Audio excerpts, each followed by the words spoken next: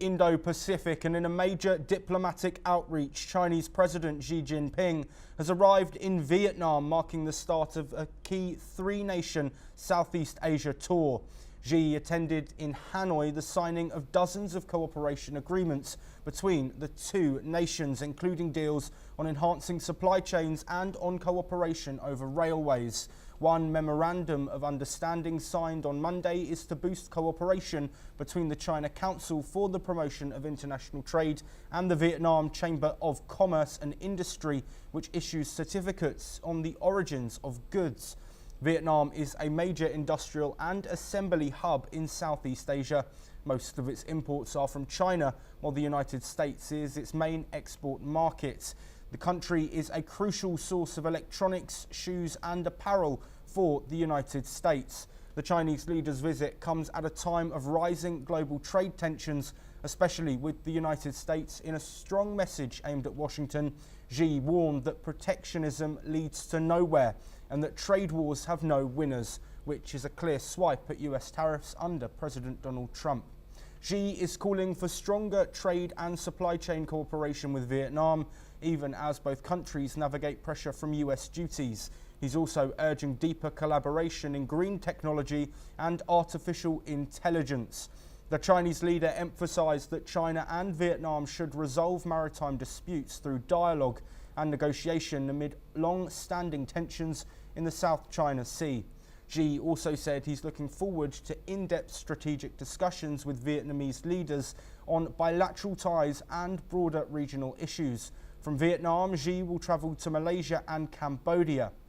Well, joining us to discuss these topics in more depth is Andrew K.P. Leung, an independent China strategist who is joining us from Hong Kong. Andrew, thank you very much, as always, for joining us. I want to first look at this meeting that's taken place and these deals that have been signed. How significant are they in the face of the growing trade tensions after Donald Trump's US tariffs? Well, I think that first of all, we've got, rather than looking at the details of these deals, one needs to look at this initiative by President Xi to visit a Southeast Asian country at a time when the United States is imposing tariffs all over the world, including on the very country President Xi is visiting, Vietnam. In fact, in the three countries President Xi is visiting, Vietnam is suffering from 46% tariffs from the United States, Cambodia 49%, Malaysia 24%. But of course, China, of course, is shouldering a much higher tariffs. But then the irony is that China's export, for example, to the global south, including Southeast Asian countries, and also, of course, including countries in Africa, Latin America, already exceeds the grand total of all China's exports to the G7 countries combined. So I think that this is the reality. It seems that Trump administration is shutting its eyes to, thinking it could use coercion or tariffs to bend countries to its will. And in fact, not only China, but Southeast Asia and other countries, even Americans' allies in Europe or Canada for that matter, are also recalibrating or hedging their bets with at least the second largest economy of the world and a huge consumer market and a relatively more stable relationship compared with the unpredictable and coercive and bullying kind of behavior displayed by President Trump. So I think that the visit reflects this kind of perspective, whereas President Trump expects all the countries lined up to kiss his ring or to kiss his pardon the expression, because they are smaller countries. But China is the second largest economy in the world. President Xi himself is the top leader visiting a smaller country. And so that this is a demonstration showing the world that China doesn't stand on high horses and would like to develop cooperative, mutually beneficial relationship with the rest of the world. This is particularly more important when President Trump is using the wrecking ball of this coercive bullying tariffs tactics against the rest of the world. Yes, Andrew, I want to build on that hierarchy that you mentioned there. Of course, China, the world's second largest economy. Given the fact that for China only around 2% of their GDP is created from exports to the United States, do you think these tariffs that Trump is placing on other countries could in fact boost China's economy if they're able to sign deals and get trade agreements in place with countries who are formerly dealing with the United States?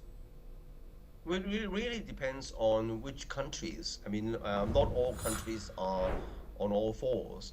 Some smaller countries, and they have only one commodity, and they may well depend on the United States market to a much greater extent.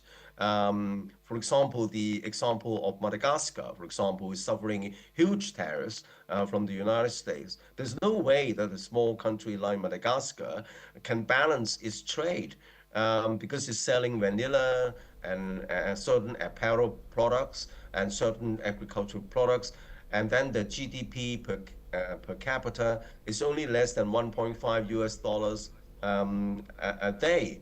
How can such a poor country balance its trade with the United States, buying its Boeing aircraft or even a Tesla car? But China is quite different. Of course, as I said, China exports more to the global south than the rest of the developed countries combined. All the G7 countries and other developed countries combined, it's a smaller amount of export compared with China's export to the global south. So China is in a much better position, a more confident position to counteract Trump's tariffs war on the world. But I think Vietnam also important in a sense that it is in a part and parcel of China's Belt and Road Initiative. It is a part of the China's Maritime Silk Road, as well as its overland economic corridors. Yes, Andrew, I'm really sorry to cut you off. We are running short on time. I just want to ask you a quick question on the tariffs that we know that are hanging over the head of China, those up to 145% levies. In your opinion, do you think Xi should be spending time in Southeast Asia, or should he be on the phone to Donald Trump trying to get that sorted? Basically, I mean, China doesn't care about the United States anymore. When the tariff level is exceeding something like 120%, even if you increase to 1,000%, it doesn't make sense.